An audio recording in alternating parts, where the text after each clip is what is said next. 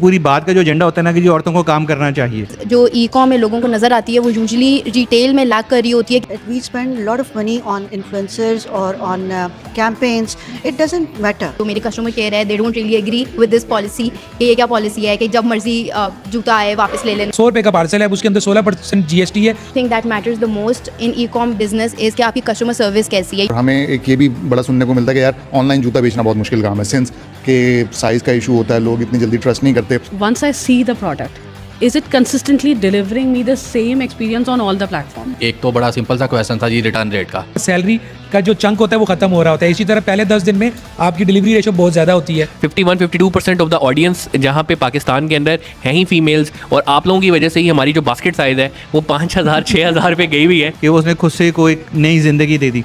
ठीक है, जैसे हैदर ने बताया खुद सुबह झुमके लगा दिए। मेकिंग शू की हो रही थी तब मार्केट में, that was not comfortable. Okay जी, अस्सलाम वालेकुम। उम्मीद है आप सब लोग ठीक ठाक होंगे, खैरियत से होंगे। आज है हमारा बैठक सीरीज़ का बहुत ही स्पेशल एपिसोड। आज हमारे साथ कुछ खसूसी मेहमान यहाँ पे आए हैं जिनसे हम कुछ गुफ्तगू करेंगे और कुछ कोशिश करेंगे कि जो इस टाइम ई कॉमर्स में टेक्नोलॉजी में मसले मसाइल चल रहे हैं या वो इन्फॉर्मेशन जो आप जानना चाहते हो स्पेसिफिकली वो इन एक्सपर्ट से निकालने की कोशिश करें। एक तो हमारे साथ आज उमैर अरशद साहब तशरीफ़ लाए हैं, ट्रांजो के को फाउंडर हैं, तो कोरियर के हवाले से भी हम थोड़ी सी गुफ्तगू करेंगे। और इसके अलावा मिस सैरिश हैं जो कि इस वुमेन विंग को आज लीड करेंगी। ये एक स्पेशल एडिशन हुई है, हमने अपने कुछ नुमाइंदों को निकाला है और कुछ न्यू चेहरों को भी ऐड ऑन किया है। ऑब्वियसली न्यू चेहरे नहीं है, मार्केट के एक्सपर्ट्स हैं। सो मिस सैरिश आप प्लीज़ इंट्रोडक्शन से स्टार्ट कीजिए। I would like to ask Miss Sam कि वो अपना इंट्रोडक्शन खुद करवाएं because she has been working on so many things और हम उन्हीं से सुनते हैं। बहुत शुक्रिया सैरिश। मेरा नाम सैमरी दादा है, मैं former president women chamber Lahore रही हूँ। अभी currently I am heading national economic reform committee on the federation level. So उसमें हमारा रोल यही होता है कि हम रिकमेंडेशंस देते हैं। हम जितने भी स्टेक होल्डर्स हैं इकोनॉमिक्स से रिलेटेड, बिजनेस से रिलेटेड, वो हम अपनी सारी रिकमेंडेशंस जो हैं वो डिफरेंट मिनिस्ट्रीज़ को पहुँचाते हैं। और by profession I am heading architectural and construction company and I am having a think tank as well, जो कि नॉलेज पार्टनर के तौर पर और नेटवर्किंग के तौर पर बहुत गवर्नमेंट के साथ स्पेशली क्लाइमेट और जेंडर के ऊपर डिफरेंट काम करें। Thank you.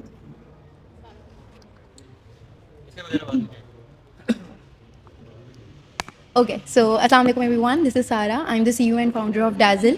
So talking about Dazzle, it's a footwear brand that was founded back in 2020 when I graduated from Lahore University of Management Sciences. So what Dazzle is all about, it's a footwear love story that started back in 2020 again when I found out a huge market gap कि हम जो भी shoes वगैरह पहनते हैं, be it khussa, be it Kolhapuri, even if it's a western shoe, it's never comfortable or it's something कि you always have to think twice before you go out on a long day. So the problem solved that we had to do was to make sure that we bring out a sort of footwear that is amazing in terms of quality, design and comfort. So since then we have been able to grow and scale internationally as well. So that's a brief introduction about the brand and yeah. Thank you, Sarish. I'm Sabahat Bukhari. I'm the founder and CEO of the Inclusion Lab. Inclusion Lab is basically a company which is working on women inclusion in digital and financial fields and the social inclusion. We empower women in getting included financially, economically, socially by training them into different fields, into different trades. We've been training a lot of women from the rural areas, as well as we work with youth, young girls, as well as boys, and a lot of young entrepreneurs as well. We work with persons with disabilities as well and several other underrepresented avenues, including the transgenders, to include them socially, financially and digitally, which means that we work with corporate to make their policies, make their strategies, how to include them. We work with financial institutions to make the products that can be actually working for them, training people to use those products as well, working with the government to work on the budgets and the policies, and working with development agencies to connect all of them together. It's really great to have all of them and I must say कि हमारे पास variety of experience है, क्योंकि this is not just relevant to fashion and retail and it's just not limited to any organisation, but हमारे पास variety of experiences हैं in different fields, in different industry with different perspective. So I want to ask, like today, being the member of Pakistan E-Commerce Association and being the vice president now, I would like to talk about in today's podcast, that is what customer expect in when they buying something online or in any digital service they are availing, or anything which a customer is going to purchase, either a service or a product, or what they have perspective in their mind. So I would like to ask all of you in your own expertise, like if you are selling logistics services and she is selling products and obviously she has some on experience, I want कि हम अपने perspective के ऊपर बात करें कि exactly एक customer चाहता क्या है online कुछ भी खरीदने से, उनका ये concept कैसे build हुआ, और उनका ये trust level कैसे हुआ कि now we are getting very good online sales comparison in if we compare our previous year studies, and obviously this year e-commerce is like more spread in the industry and people are now more aware of that.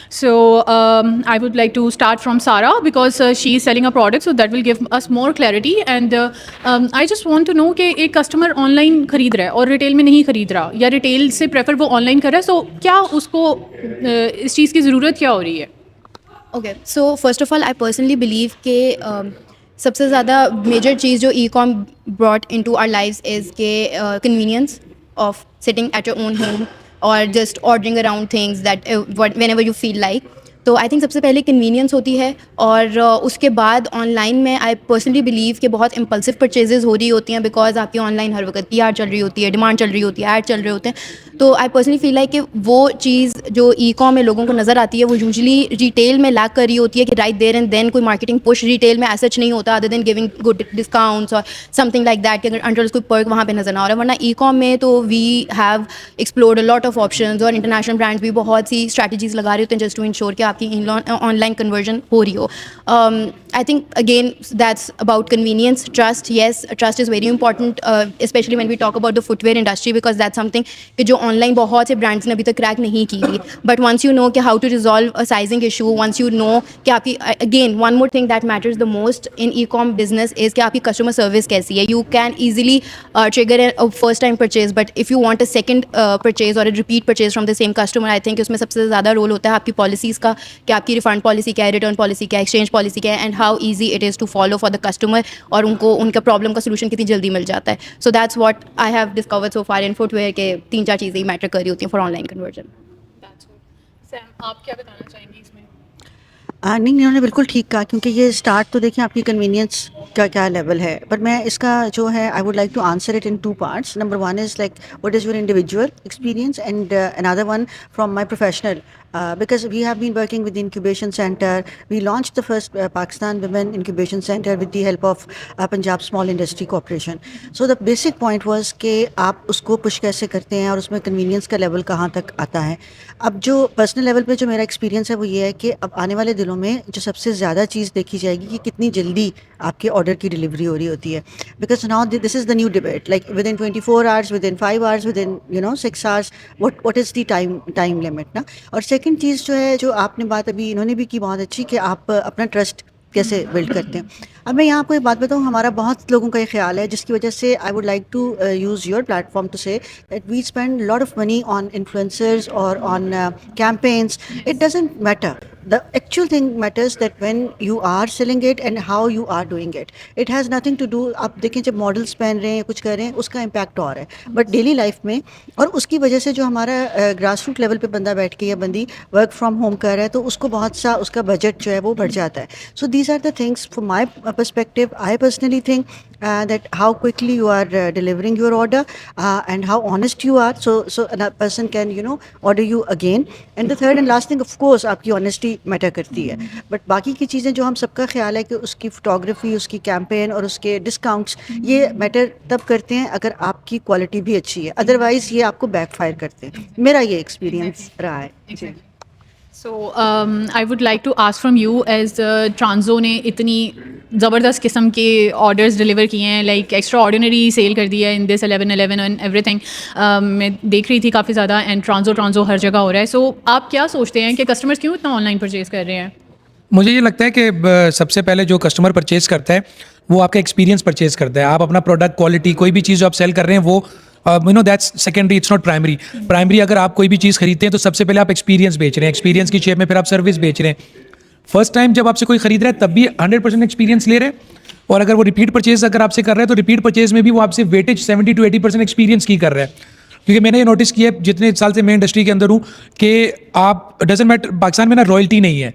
जिस तरह अगर हम international brands की बात करें, people those who purchase from LV, Gucci, Armani, वहाँ पे royalty है, मतलब वो वहीं से लेंगे। लेकिन पाकिस्तान में अनफॉर्चुनेटली अभी शायद इकोसिस्टम बिल्ड हो रहा है और कस्टमर ऑडियंस आपकी बिल्ड हो रही है, और जिस तरह तेज़ी से नए ब्रांड्स आ रहे हैं और मार्केट में अपनी प्लेस बना रहे हैं, तो इसके प्रोज और कॉन्स हैं। अगर मैं देखूँ तो प्रो यही है कि आज अच्छे प्रोडक्ट की मार्केट में जगह है, डजंट मैटर उसके साथ लेबल क्या लगा हुआ है। अब अगर मैं डैज़ल बाय सारा की बात करूँ, क्योंकि सारा यहाँ बैठी हुई हैं, तो when she started and today also she is competing with giants in the market, those who are in the industry from last 30 to 40 years।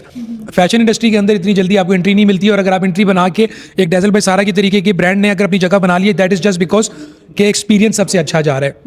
अगर मैं लॉजिस्टिक्स या ट्रांसो को भी देखूं, मैं भी सर्विस बेच रहा हूँ, it's a fintech enabled courier, तो इट्स जो fastest, it is the fastest and emerging courier in Pakistan right now.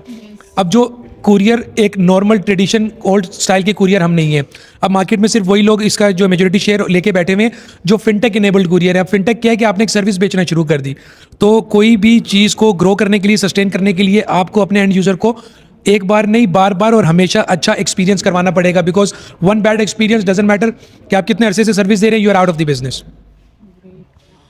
Same for you. I think purchase जो है ना वो बहुत सारी चीज़ों का एक मिक्सचर होता है। Purchase is the end decision. बिल्कुल जिस तरह से फिज़िकल लाइफ में जो कुछ हो रहा होता है ना, वही सब कुछ अब ऑनलाइन हो रहा है। सो अगर आप फिज़िकल लाइफ में देखें तो फिज़िकल लाइफ में purchase is the end result of everything. But पहले क्या हो रहा होता है, पहले आप शॉप टू शॉप जाते हैं, आप बहुत सारी चीज़ें देखते हैं, और बहुत सारे लोग ऐसे भी हैं जिनका ये मशगला है कि वो जाते हैं और देखते हैं और देखते ही चले जाते हैं। Sometimes they don't purchase, and sometimes there are shops which get the purchase from those customers who don't want to purchase. That's a difference, right? और फिर उसमें भी ऐसे लोग होते हैं, कुछ हॉकर्स होते हैं जो कि आके आपको कुछ ना कुछ बेच के चले जाते हैं, और कुछ ऐसे दुकानदार होते हैं जो आपको कुछ नहीं बेच पाते। That tells the story of the e-commerce as well, right? मेरे पास जो कुछ हो रहा है फिजिकल लाइफ में, अब मेरे पाम टॉप पर हो रहा है। And when am I purchasing, अगर आप परचेज बिहेवियर देखें लोगों का, it's doom scrolling that is resulting into the purchase, right? So what that doom scrolling results into is the experience. अगर वो एक्सपीरियंस मुझे ये बता रहा है कि there is something fishy around that, then I'm not going to purchase anything at all, no matter whatever experience your page is giving to me. चाहे वो कितना ही अच्छा आपकी डिलीवरी दे दे, चाहे आपने कितनी ही अच्छी तस्वीरें दी हुई हैं, but that trust start from who you are on the page that I am scrolling, right? अब वो कहाँ से डेवलप होगा? अगर 50 इन्फ्लुएंसर्स लगा कर आपकी बात करें ना, I don't care, because those influencers are also talking about 50 other products whoever is paying to them. Exactly. Right? But if Serish is talking about Sara, then Serish is someone who is may not be. I'm not the influencers. I'm not saying that you're not an influencer, but you are.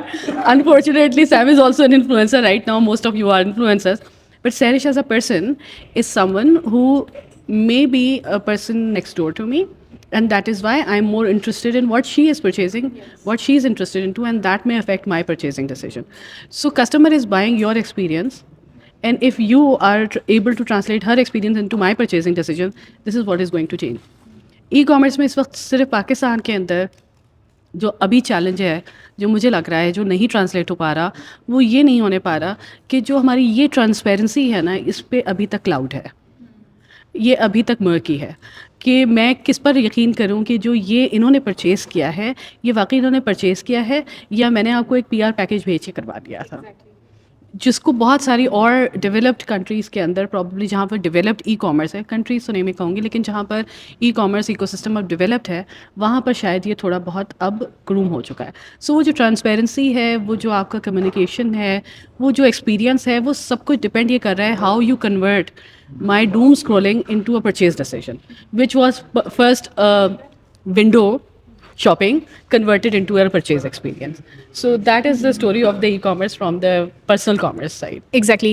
Acha, being the founder of a digital marketing agency, and I am building many brands, and it's been 2 years. I have built very strong brand, but the thing, मेरे core thing जो कि एक customer को चाहिए होती है, वो मुझे लगता है कि credibility चाहिए होती है. और credibility कैसे बनती है जब आप customer के साथ connect करते हैं. आपको अपनी audience का पता होना चाहिए exactly कि क्या आपकी audience है, कौन आपकी audience है. हर XYZ आपकी audience नहीं हो सकता. There is some specific persona of your customer which you should identify while building your brand, and being an entrepreneur आपको वो identify करना बहुत ज़रूरी होता है. और फिर अपने customer की need को जानते हुए आपको अपने vision को basically portray करना is very important, क्योंकि वही चीज़ आपको आपके customer से connect करती है. For example, अभी सारा ने हमें बताया कि उन्होंने एक product launch किया है that is कि हर किसी को comfort चाहिए होता है, and that is a love story of shoes or something. She has explained that really well. So what is that? It's her vision behind making a shoe brand. वरना जूते तो बहुत सारे लोग बेच रहे हैं. आप लोग अपने प्रोडक्ट का शूट लेते हैं और लगा देते हैं कि यार ये बिक जाएगा, but where is the connectivity between the audience and the seller? Obviously that creates through brand building, and there is a story telling which you have to tell. यार मैंने ये सोच के ब्रांड बनाया, this is my perspective and I want this change by making my brand. Otherwise अगर आप कुछ अपना वो पॉजिटिव परस्पेक्टिव जो कि होता है हर इंसान में, जब भी वो अपना कोई बीइंग एन एंटरप्रेन्योर कोई भी वेंचर लेके आता है, तो एक मोटिव होता है जो उसको किसी चेंज के ऊपर उकसा रहा होता है कि यार मैंने ये चीज़ ज़रूर लेके आनी है मार्केट में. अदरवाइज ठीक है, आप रेप्लिकाज बनाते हैं, बहुत सारी चीज़ें बनाते हैं, but still there is a motive behind that. So वो मोटिव आपके कस्टमर को जब तक कन्वे नहीं होगा, they will not build that connection with you, and obviously that connection will lead us to the trust of your customer. And yes, affiliate marketing is very common these days, and people are doing that by giving them PR, लेकिन वो चीज़ भी अब एक AI से compensate होने लगी है. However still that is not building the credibility. And however अब लोगों को इस चीज़ की अवेयरनेस है कि यार ये अफिलिएट मार्केट है, ये पैकेज है या समथिंग है. पहले लोग सिर्फ इन्फ्लुएंसर्स को फॉलो करते थे, अच्छा यार इन्फ्लुएंसर ने ये पहना हुआ है, मुझे भी यही वाला चाहिए. पहले ये चीज़ जब स्टार्ट हुआ था तब बहुत थी, लेकिन अब नहीं है. अब क्योंकि लोगों को पता है कि they are doing it for the sake of some exchange. Yes, and I think Umar Mubeen, he is the chairman. So आपसे हम इसके ऊपर एक एक्सपर्ट ओपिनियन ज़रूर चाहेंगे, because that is very important for the people who are watching us. अरे देखिए, आपने बहुत सारी चीज़ें एक चीज़ में कंक्लूड की. जिस तरह उमर ने बात की, सारा ने भी बात की कि कस्टमर को इस टाइम क्या चाहिए, कस्टमर की नीड क्या है. ठीक है, जिस तरह मैम भी बता रही थी कि वो सिर्फ इन्फ्लुएंसर से अब शायद अट्रैक्ट नहीं होता. ठीक है, वो स्क्रॉल कर रहा है, और वो स्क्रॉल पे अट्रैक्शन उसकी कहाँ पे होगी, आपका मार्केटिंग हुक क्या है और आप कस्टमर को कहाँ पे एंगेज कर रहे हो. तो आई थिंक ये एक पूरा सिनेरियो होगा. अच्छा, मेरे पास कुछ क्वेश्चंस हैं सारा, स्पेशली आपके लिए. आपका स्टार्ट सुना है हमने एथनिक से हुआ था, तो या उससे पहले भी आपने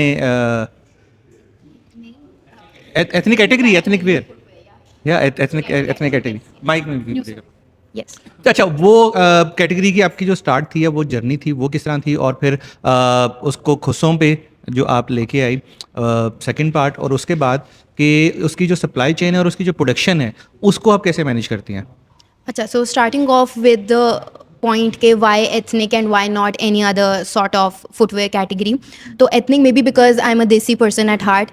I always like dressing up desi, wearing desi stuff. So maybe मेरी अपनी personal inclination या एक design inclination was towards कि मैंने जूते कैसे बनाने हैं. तो for me an instant thing was कि अच्छा let's design a khussa. It was never something कि नहीं why not heel ये वो. I never even thought about it. So yes, khussa was the core because I always used to dress up in shalwar kameez, and khussa always went really well with the dress code. So when I started designing the shoe, first of all I understood कि मुझे हमेशा से क्या मसला आता है. Again, I think when we talk about a brand, be it an e-com or a retail brand, it's more about what problem are you solving, and it's very less about के बाद में क्या होगा.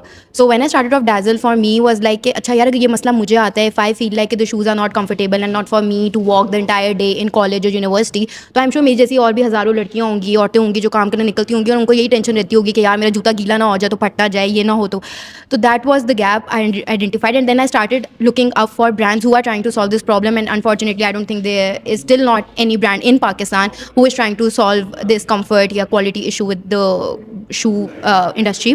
तो सबसे पहले तो ethnic category by default थी. It was never a choice really. It was something that was already pre-decided. अच्छा, so if I talk about the supply chain, that's a very interesting question because इस supply chain के पीछे मुझे लगता है मैं पूरा पाकिस्तान घूम चुकी हुई हूँ.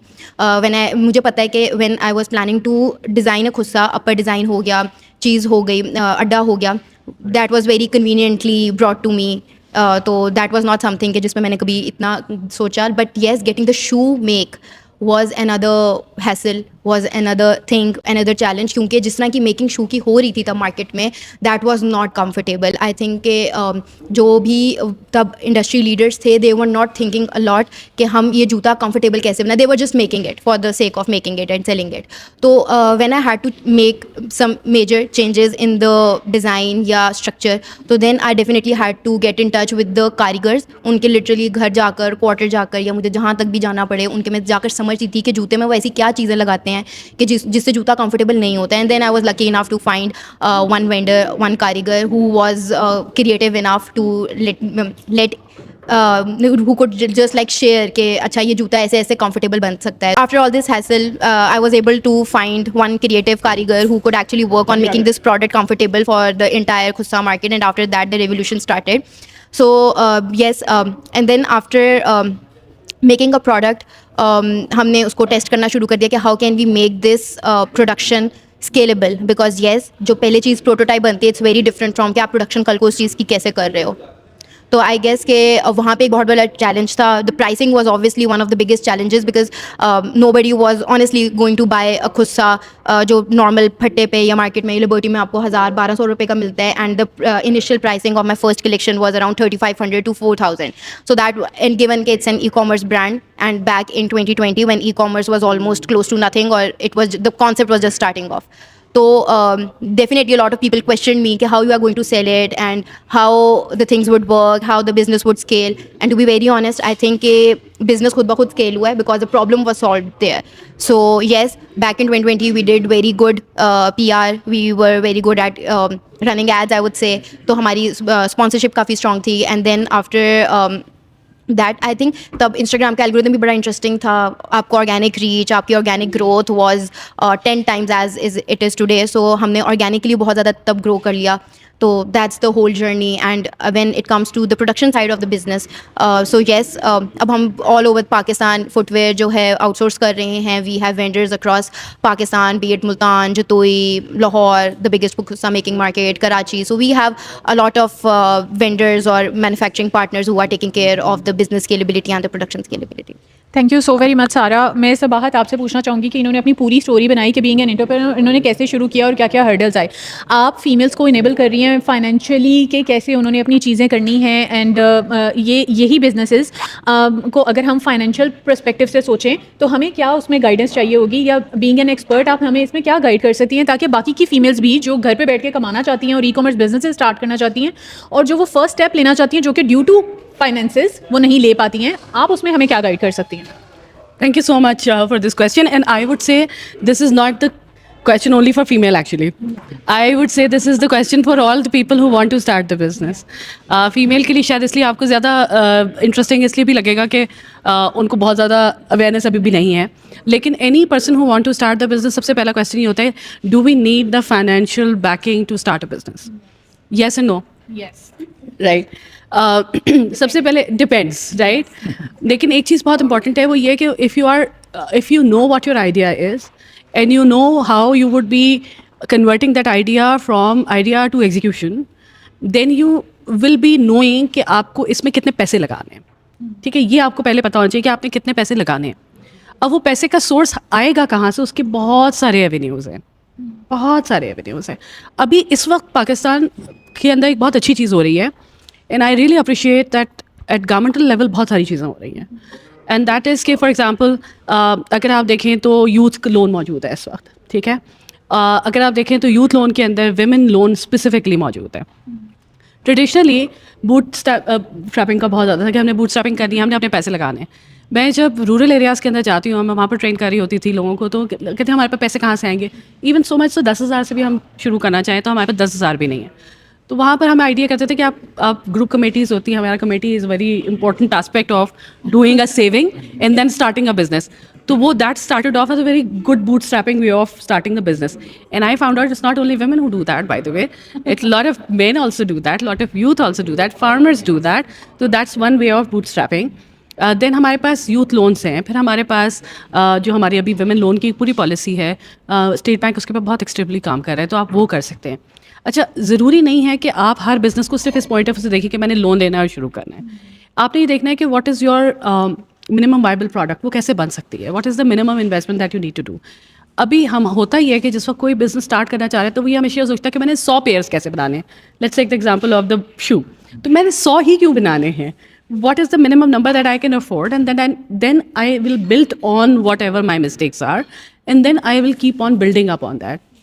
I'm not sure कि हम हर बिज़नेस के ऊपर जो है वो इस तरह से लेकर चलेंगे, लेकिन प्रोडक्ट एंड सर्विस बिजनेस में इंटरेस्टिंग चीज़ ये है कि प्रोडक्ट आपको प्रॉबली मनी से ही स्टार्ट करना है, but service is very and I can safely say that after doing 2 and failing 2 businesses that services can be done without investing initially as well. So learning is very important, failing is very important, investing is important, and there are avenues to find out the money as well. लेकिन ज़रूरी नहीं है कि 1 लाख से ही शुरू हो, ज़रूरी नहीं है 2 लाख से ही शुरू हो. आप 5,000 से भी शुरू कर सकते हैं, 500 भी शुरू कर सकते हैं. But I would say don't do it tomorrow, do it today, do it now, start today where you are. That's the most important part in it. Thank you very much. Just one more question. I would like to ask Sam, क्योंकि इन्होंने being the part of women chamber काफ़ी ज़्यादा initiatives लिए, काफ़ी ज़्यादा businesses and women based businesses को enable किया और बनाया. तो मैं जानना चाहूँगी कि क्या और challenges होते हैं real life stories से according, अगर आप मुझे कुछ अपने experience से बताएं तो that will also add on something. देखिए, हमें अपनी सोसाइटी के टैबूज़ को नहीं भूलना चाहिए. हमारे यहाँ पर जब कोई बंदा काम कर रहा होता है और उसको कोई बिज़नेस, उसकी स्ट्रेटजी अच्छी नहीं जाती या वो कामयाब नहीं होता है, तो उसको बहुत से लोग इनकरेज करने के लिए आ जाते हैं. अदरवाइज़ जब कोई खातून का कोई बिज़नेस प्लान जो कि फेल हो सकता है, विच इज़ वेरी नॉर्मल, तो उसमें उसके अपने, और वो खुद भी एक डाउट में चली जाती है कि शायद I can not do it. ये एक हमारी आई गेस कि हम एक गैस लाइटिंग का शिकार होते हैं कि I think I can not do it. हमारे अपने बच्चे आके कहने लग जाएंगे कि आप ये काम ना करें, मेरा ख्याल है आपसे नहीं होगा. अदरवाइज़ मेल के साथ ऐसा कुछ भी नहीं. उसको इनकरेज करने के लिए 10 लोग आ जाएंगे कि कोई बात नहीं, फिर कर लेना. सो सेम जो पॉलिसी हमारे बैंक्स भी अपनाते हैं, सेम पॉलिसी हमारे जो माइक्रो फाइनेंसिंग वाले हैं वो भी अपनाते हैं, और सेम पॉलिसी हमारे घर वाले, सोसाइटी वाले भी करते हैं. सो मेरे ख्याल में खातून जब काम करती है तो वो बहुत एक प्रॉपर उसने प्लानिंग की होती है. उसको एग्जैक्टली पता होता है कि वो 5 साल बाद कहाँ खड़ी होगी और उसने इस बिज़नेस को करना है या नहीं करना. और मैं ये बात आपको बहुत ही अपने पर्सनल एक्सपीरियंस से बता रही हूँ कि जो हमारी रूरल वुमेन है, जो हमारी गांव की औरत है, वो बहुत इंडिपेंडेंट है. She knows what is her business plan and she knows कि उसका प्रॉफिट एंड लॉस क्या है, वो डिसीजन पावर क्या है, उसकी इनहेरिटेंस किधर है.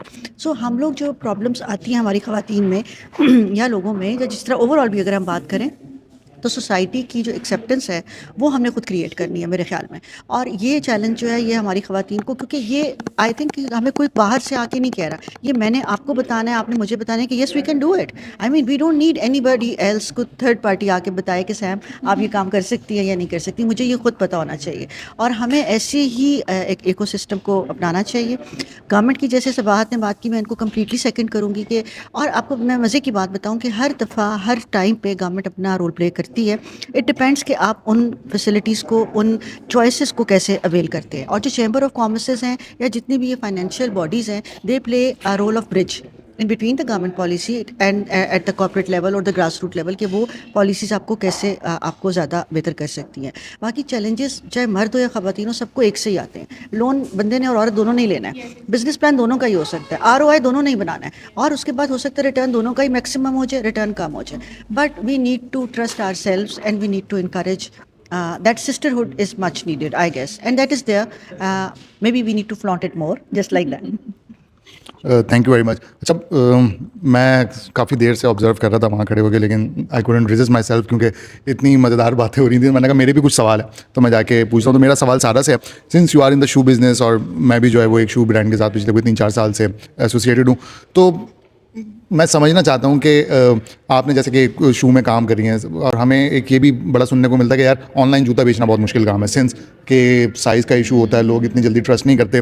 सो इस चीज़ को आपने कैसे ओवरकम किया, सिंस यू वर अर्ली के स्टार्ट किया आपने, कि उस वक्त तो इतनी ज़्यादा ना लोगों में अवेयरनेस भी नहीं थी, तो उसको किस तरह से ओवरकम किया, और वो जो साइज़ वाला इशू था उसको कैसे टैकल किया, और अब इस तरह के मसले आपको आते हैं किसी उसमें? अच्छा, so basically like the first part of your question के हमने साइजिंग इशू को किस तरह से टैकल किया. So I will be very honest है, 100% तो कोई भी दुनिया की कंपनी इसको टैकल नहीं कर पाई, be it like global giants और लाइक लोकल हमारे brands. But it's not about sizing issue. I believe it's more about how you take care of your customer. ठीक है, आएगा मसला। आप शायद आज अगर 20% इंडस्ट्री फेस कर रही है, कल को ये 10% हो जाएगा, 5%, but it will always be there because that's the product issue, right? That's the inherent issue in the product, you could never solve it. कोई भी दुनिया का brand, again that's the reason they have a separate size chart for every shoe category, because obviously एक shoe category पे सारे नहीं size charts लग सकते। But I again believe it's more towards the policy side of the company, कि आप अपनी policy क्या बनाते हैं। व्हेन आई स्टार्टेड ऑफ डैज़ल, मुझे अभी तक अपने अबू की एक एडवाइस याद है कि जब भी कोई जूता लेकर वापस आए ना, कभी उसको ना नहीं कहना। So that's my policy. चाहे वो 6 साल पुराना जूता है, चाहे वो 10 साल पुराना जूता है, उसमें कोई भी मसला हो। And I think that's the like again I am a Muslim, तो I have a very strong foundations in like सुन्ना एंड ऑल। तो उन्होंने बड़े मज़े की, मुझे अबू ने जब डैज़ल स्टार्ट हो रहा था तो उन्होंने एक हदीस मुझे सुनाई थी कि हदीस नहीं थी, बेसिकली एक वाक़या था कि एक सहाबी ने स्टॉल लगाया अपना, उनके प्रोडक्ट में उन्होंने बेचा, थोड़ी देर बाद कस्टमर वापस आ गया and the customer was like कि नहीं, मुझे आपके प्रोडक्ट की समझ नहीं आई, तो I would really want to return this product, मुझे नहीं रखना। तो उन्होंने कहा ठीक है ज़रूर, मैं ले लेता हूँ वापस, ठीक है। तो फिर बाकी लोगों ने उनसे पूछा, बाकी के जो ताजिर थे उन्होंने पूछा कि फिर आपने क्या कमाया पूरा दिन, वो एक लेकर गया, आपने बगैर पूछे उसे वापस रख लिया, तो आपको क्या फ़ायदा हुआ? आपने यहाँ पे स्टॉल लगाया, आपने यहाँ के एक्सपेंसेस भी आपने। तो उन्होंने यही बात की कि मैंने सिर्फ हुज़ूर पाक सल्लल्लाहु अलैहि वसल्लम को कहते हुए सुना था कि जब भी कोई चीज़ अगर कोई कस्टमर आपको वापस देकर जाए और विदाउट एनी आर्ग्यूमेंट आप वो चीज़ वापस रख लो, तो उसका क़यामत के दिन हिसाब मैं दूंगा। दुनिया में नहीं मिला तो मैं दूंगा। तो that was something that really inspired me, Allah ताला कमी पेशी माफ़ करे। तो दैट वाज समथिंग जो मेरी आज तक डैज़ल की पॉलिसी है। ऑब्वियसली जो मेरे कस्टमर केयर है, they don't really agree with this policy कि ये क्या पॉलिसी है कि जब मर्जी जूता आए वापस ले लेना है, तो ये क्या तरीका। तो मेरा, हमने ये प्रॉब्लम सॉल्व की है, but yes 2 to 3% it's always going to be there, and for that we are sitting here. So that's the answer. On the same answer she has explained, I think ये सबसे ज़्यादा return policy आप लोग ही handle कर रहे होंगे, so what is your opinion on that? अच्छा, मैं जो जहांगीर ने बात की है वही सवाल अगर कंसिडर करूं कि आई थिंक शू इंडस्ट्री के अंदर जो सबसे बड़ा इशू है वो उसकी सप्लाई चेन ही है। क्योंकि अगर मार्केटिंग की ज़ुबान में कहा जाता है कि अगर 7 बार देख के 7 इंप्रेशंस पे अगर कपड़े पे आती है परचेज़, तो यहाँ पे 10 या 12 या 13 इंप्रेशंस के ऊपर एक शू के ऊपर आती है purchase. I think click through rate इस बात का जवाब है कि दोनों का क्लिक थ्रू रेट अच्छा ही है, लेकिन जब once you land the customer on your website और फिर उसके बाद जो इसका अपना फिल रेट जो कि शू ब्रांड नहीं मीट कर पाते, उसकी बेसिस के ऊपर आपका जो है कंपेयर, जब उसकी कॉस्ट को कंपेयर किया जाता है या परचेसिस को कंपेयर किया जाता है तो इशू आता है। लेकिन शू इंडस्ट्री के अंदर जिसने भी अपनी जो रिटर्निंग पॉलिसी और एक्सचेंज पॉलिसी है, जिस तरह सैरिश कह रही हैं, उसको टैप कर लिया, उस ब्रांड ने अपने आप को ज़रा ईजिली और आसानी से ग्रो करवा लिया। अच्छा, Being a strategy part in it, I would like to second that. It's not only about the return or the purchase policy. अगर आप, and I always go back on, because e-commerce is derived business from the actual commerce. So you have to see what is the actual commerce experience that is translated into an e-commerce. आप किसी भी brand पर जाएं, आप कपड़े पहन के देखते हैं, आप जूता पहन के देखते हैं, ठीक है, उसमें भी सेम साइज़ का जूता आपके पाँव में नहीं फिट होगा, ठीक है, और सेम साइज़ का सेम स्टाइल का जूता आपके एक पाँव में फिट होगा, दूसरे पाँव में शायद आपको थोड़ा सा होता है ना, ठीक है। एक ही तरह का, एक ही साइज़ का जूता एक स्टाइल में आपके आएगा, दूसरे स्टाइल में नहीं आएगा, right. What helps a customer is that how much in an e-commerce you don't have the juta in your hand, right? You don't have the kapra in your hand, and especially the things that is related to your body, you don't have it in your hand. And for all the products, you don't have them in your hand. The more explanation of the product that you have on your product explanation page, the product specifications, that plays a greater role in increasing the customer trust. Because, for example, there's a brand, there's a clothing brand, in what they tell you is, it's not about whether the color will change in the actual light. That actually creates a mistrust. That does not create a trust, right? The picture is taken in a studio light, it will change. That actually creates a mistrust. That does not create a trust. The description tells that this clothing, for example, is on a model who is this size, who is this body size, and the size of the product she is wearing is this, or he is wearing is this, and it fits this body size. And then there is a whole chart. But some of the brands internationally, I have seen their profiles, and the product goes into the detail of the body types. That on this body type, this size fits like this. This helps the customer decide what is my body type and will it suits me or not, right? So the more you go into the details of the product, the trust will increase and the hit size will increase. Not first time, but at least second time. Actually आपकी बात बिल्कुल सही है। मैं तो जितने भी seminars में जाता था या जाता हूँ या कहीं पे भी जाता हूँ तो हमेशा एक सवाल किया जाता था कि what is the biggest challenge of e commerce इन पाकिस्तान। हम कहते थे COD बिगेस्ट चैलेंज है, हम कहते थे लॉजिस्टिक्स बिगेस्ट चैलेंज है, लेकिन रिसेंटली कुछ स्टडी करने के बाद मैंने अपने आप को कन्विंस किया है और वो ये है कि the biggest challenge in the e commerce industry in Pakistan is to understand the dynamics of e commerce. अब डायनामिक्स ऑफ ई कॉमर्स क्या है, जिस तरह एक खातून आज भी एक ऑर्डर प्लेस करती है, and this is what I have seen in my life, जब मैं खुद कस्टमर सर्विस भी कर रहा था, एक खातून ऑर्डर करती है निशाद खाड़ी सफाई से हाइपोथेटिकली, और फिर वो छोड़ देती है, वो कहती है कि यार जो पहले दे जाएगा मैं रख लूँगी, बाकी दो वापस जाएगी। सही है, यस दिस इज अच्छा, इट्स नॉट अगेंस्ट फीमेल्स, मैं वैसे एक बात बता रहा हूँ कि यहाँ पे ये डायनामिक्स को अंडरस्टैंड करना मुश्किल हो रहा है। अब जो आपने बात की है वो एग्जैक्टली बिल्कुल ठीक है। So my friend was in USA and I told him when you coming back मेरे लिए एडिडास का शू ले आना। That was the first time sitting in Pakistan I was ordering something from USA। तो उसने बोला तेरा साइज़ क्या है, मुझे समझ नहीं आ रही थी।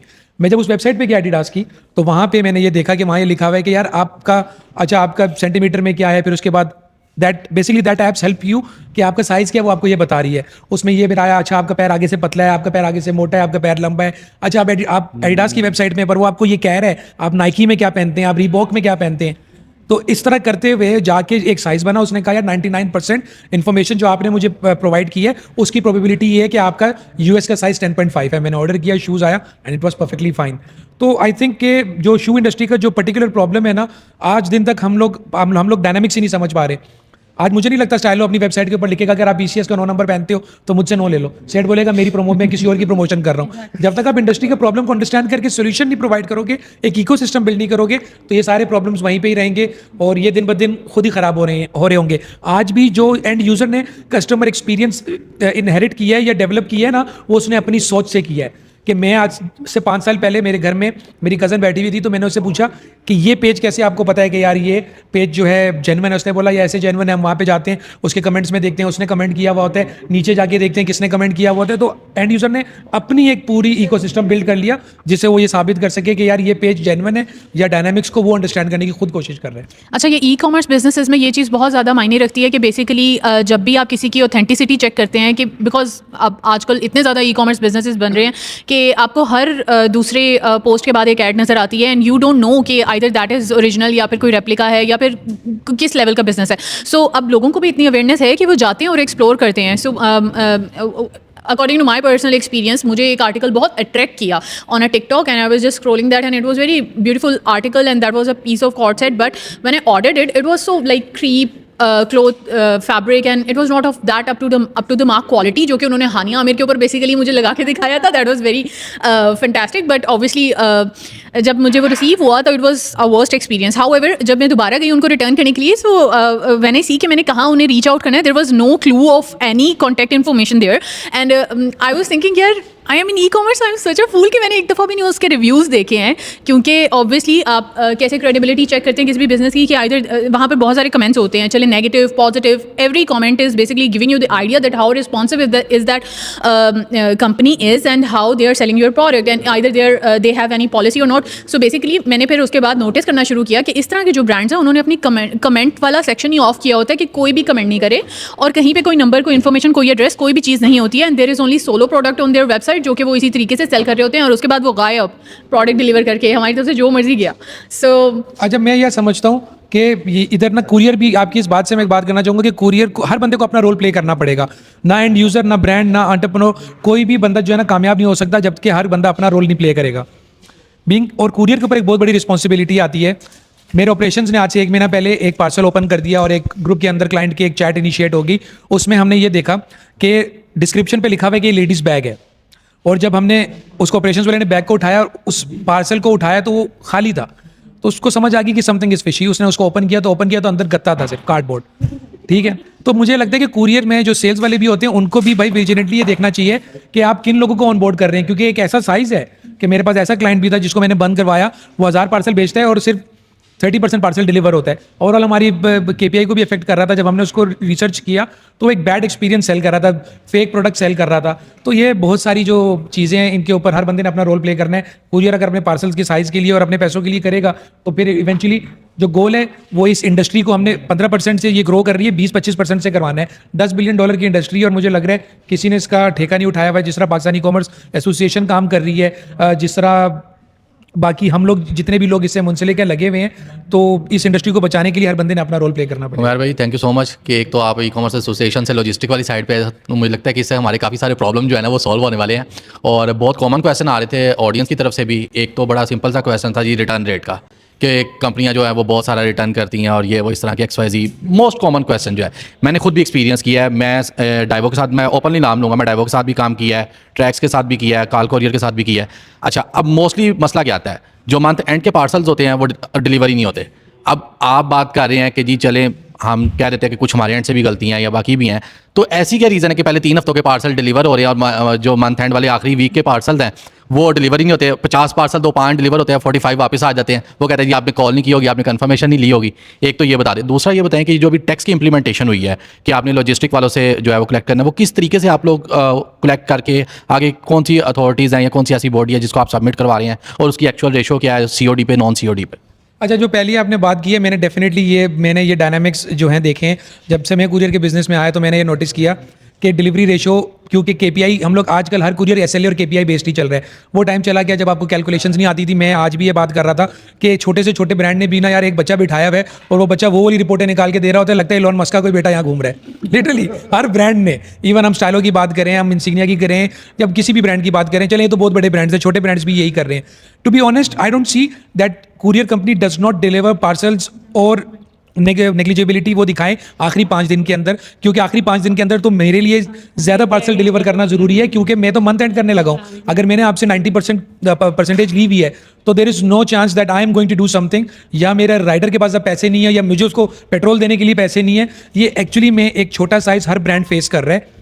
मैं ये ज़्यादा अच्छे से बता सकता हूँ इसलिए कि मेरे पास 550 ब्रांड काम कर रहे हैं, तो 550 ब्रांड के ऊपर मेजॉरिटी ऑफ द क्लाइंट्स आखिरी 5 दिन में एक डिप लेती हैं, और वो पार्सल्स हैं कि people have place orders but they are receiving it after 4-5-6 days. अब वो तब आपका सैलरी का जो चंक होता है वो खत्म हो रहा होता है। इसी तरह पहले 10 दिन में आपकी डिलीवरी रेशो बहुत ज़्यादा होती है। तो आई थिंक ये एक डायनामिक है एक सैलरीड पर्सन का, क्योंकि पाकिस्तान में सबसे ज़्यादा जो people fall in that category जो मंथ के शुरू 10 दिन के अंदर अपने पैसे ले रहे होते हैं और उसको उस तरह लेके चल रहे होते हैं। शॉपिंग, हाँ ये शॉपिंग एक्सपीरियंस है। टैक्स, अच्छा टैक्स तो इस तरह है कि नहीं, टैक्स तो देखें, ये तो जी किसका सवाल है। कुरियर टैक्स डिडक्ट कर रही है, डिडक्ट करके FBR को पे कर रही है, उसके अगेंस्ट ब्रांड को मंथ एंड के ऊपर CPR प्रोवाइड कर रही है।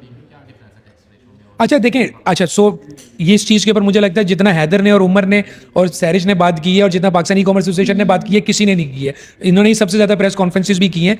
तो there are 2 bodies, those who will behave like an agent, those who will collect tax on behalf of the brand. If it's paid order, तो then courier has nothing to do with it, क्योंकि 0 COD के ऊपर courier ने तो कोई भी आपके tax deduct नहीं करना है।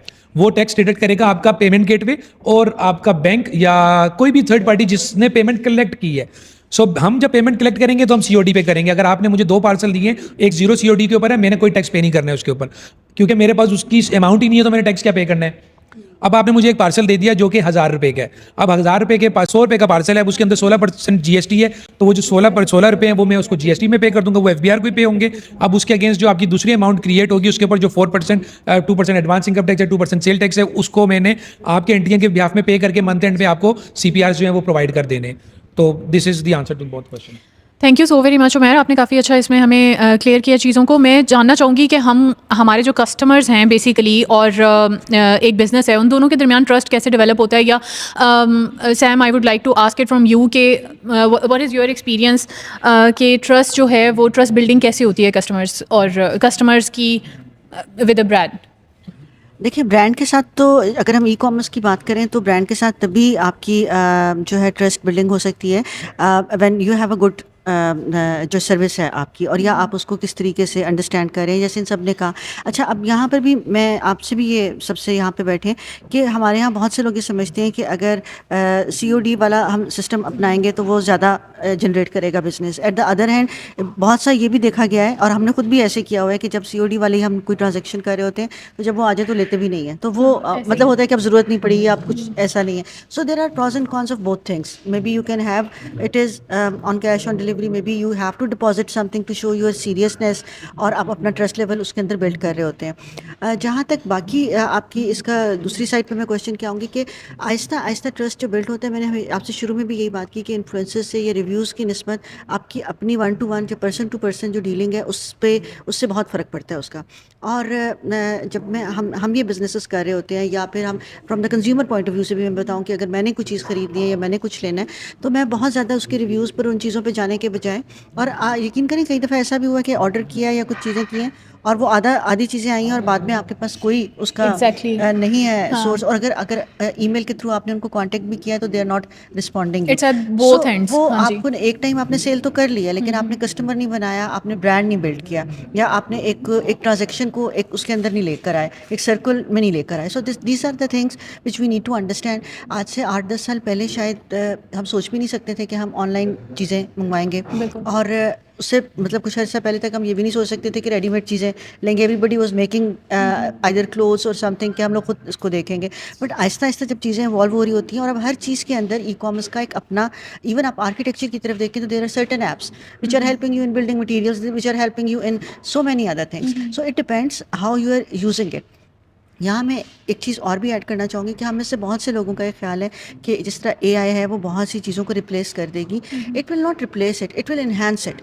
यू नीड टू अंडरस्टैंड कि how to use it in your own. जिस तरह अगर मेरा अपना काम है तो मैं उसमें AI को इस तरह से डालूंगी कि मैं अपने डिज़ाइंस को, अपनी चीज़ों को मज़ीद बेहतर कैसे कर सकते हैं, या आप उसके अंदर कोई और चीज़ें किस तरीके से आप अपने सेक्रेटेरियल थिंग्स को, अपनी ईमेलिंग को, उनको इन्हांस कर सकते हैं। अब वो बंदा मार खाएगा जिसने उसको बेहतर तरीके से इस्तेमाल नहीं किया हुआ, क्योंकि हर एक के पास वो टूल मौजूद है। So these are the things which we need to understand. So rather getting scared, मैंने बहुत से लोग देखे विच आर वेरी स्केयर्ड कि पता नहीं AI के आने के बाद से या फिर हर चीज़ ई कॉमर्स हो जाएगी तो व्हाट वी विल डू।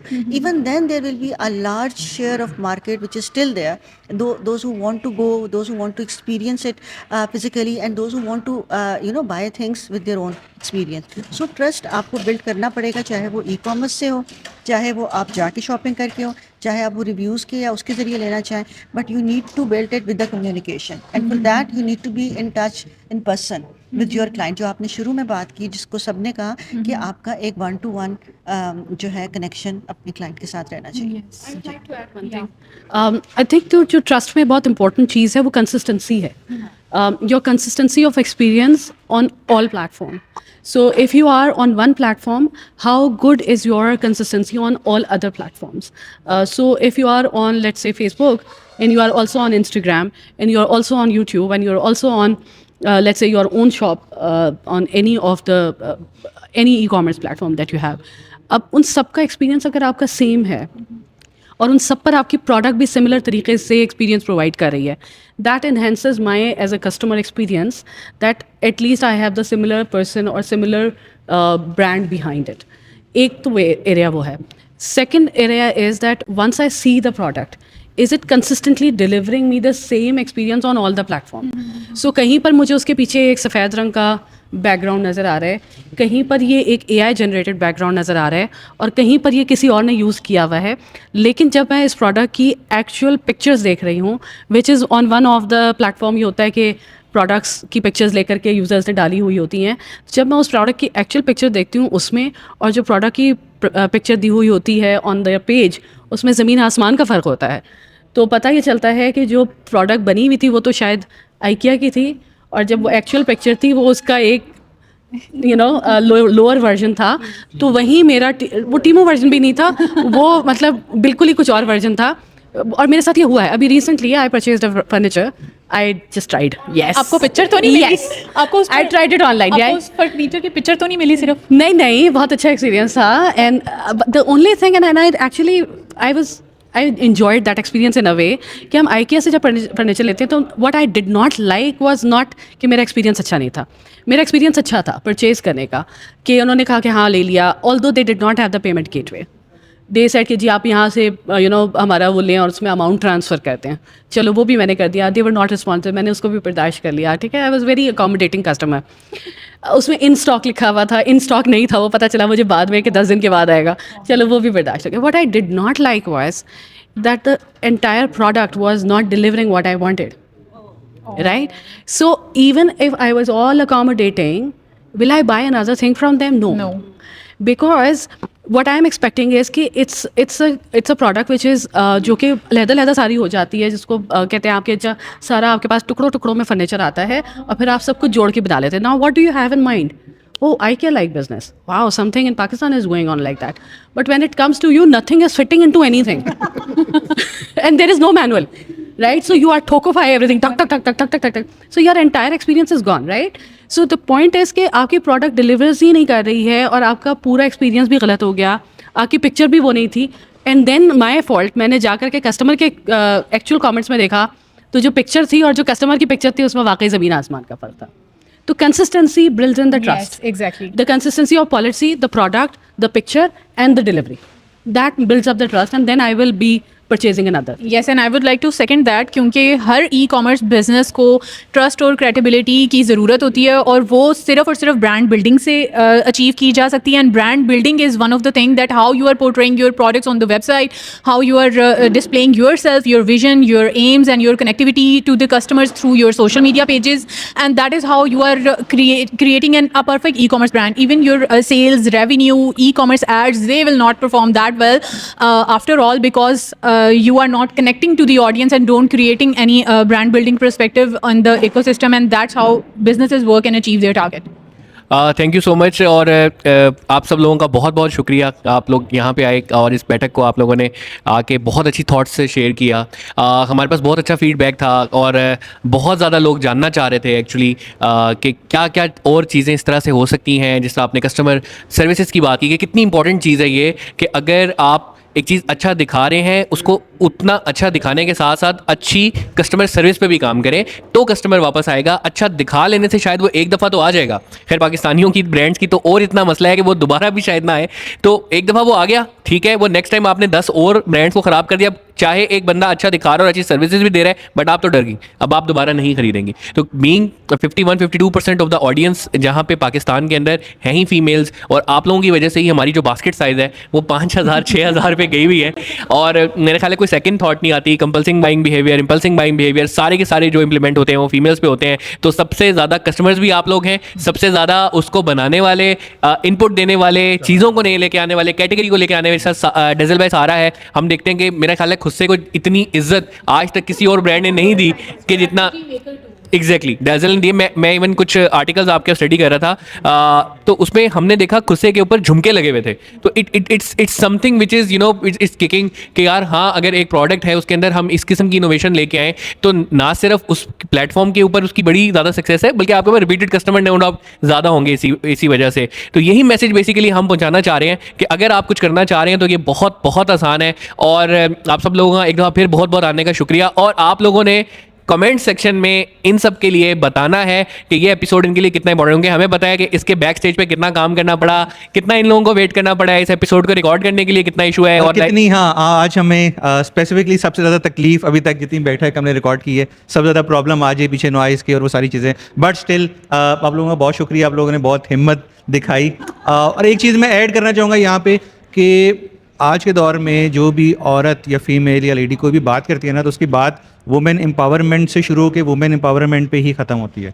ठीक है, तो उनकी पूरी बात का जो एजेंडा होता है ना कि जो औरतों को काम करना चाहिए, आप लोग ये बता रहे हैं कि क्या काम करना चाहिए. I think you are explaining it. जिस तरह सारा SIM MS आप हैं तो आप उन चीज़ों को एक्सप्लेन कर रहे हैं, आप उन चीज़ों को बता रहे हैं. आई थिंक अब ये लोगों को ये सुनना है, लोगों को ये जानना है, लोगों को ये समझ में आ गई कि वुमेन एम्पावरमेंट के ऊपर काम करना है और औरतों को घर से बैठ के काम करना चाहिए. या जिस तरह सारा की एग्जांपल बहुत ज़्यादा रेलेवेंट है कि उसने खुद से को एक नई ज़िंदगी दे दी. ठीक है, जिस तरह इधर ने बताया खुद से झुमके लगा दिए, एक नई चीज़ ऐड ऑन कर दी. ठीक है, तो आई थिंक आज की जो सीरीज़ थी वो हमारे लिए भी बहुत ज़्यादा मीनिंगफुल थी. ये एपिसोड हम यहाँ खत्म नहीं कर रहे बल्कि आप समझे कि आज हम यहाँ पे इसको शुरू कर रहे हैं. ये इसका ये पहला पार्ट है और सेकंड पार्ट, थर्ड पार्ट, बहुत सारी चीज़ें अभी जी नेक्स्ट टाइम हम चार्ज करेंगे ताकि यही समय इकोनॉमिक एम्पावरमेंट शुरू कर दें. आप लोग देख रहे हैं कि कितना इंपॉर्टेंट टाइम है इनका. और अगर भरपूर कमेंट्स में आपने नहीं बताया तो यकीन माने बहुत ज़्यादा हम समझेंगे कि हम जो वैल्यू आप लोगों को ये जो अपने टाइम से वैल्यू निकाल के लेके आए हैं आप लोगों के लिए फ्री ऑफ कॉस्ट, तो वो बिल्कुल मायने नहीं रखेगी. तो आपने कमेंट्स में बताना है, हम एक एक कमेंट इन लोगों को भिजवाएंगे, दिखाएंगे आप लोगों के नाम के साथ. तो हर एक का कमेंट आना चाहिए, हर एक का जो जो बातें आज आपने सीखी हैं वो आपने ज़रूर बतानी है, और इंशाल्लाह आपके कमेंट्स के ऊपर हम लोग इनको दिखा के दोबारा मोटिवेट करेंगे, दोबारा इनको बुलाएंगे एपिसोड 2, 3, 4, 5, क्योंकि अभी जो नॉलेज है ना is just 10%. Literally I am telling you, I am at the back stage, मैं देख रहा हूँ, मैंने देखा है कि ये अभी 10% भी नहीं है जो हमने इन एक्सपर्ट से निकाला है. हमने इंशाल्लाह इनसे पूरी पूरी किताबें लिखवानी है. तो आपके लिए किताब लिखेंगे वो तब जब आप अपने मैसेज को कमेंट्स के अंदर लिखेंगे. इस बैठक से इतना ही. अस्सलाम वालेकुम.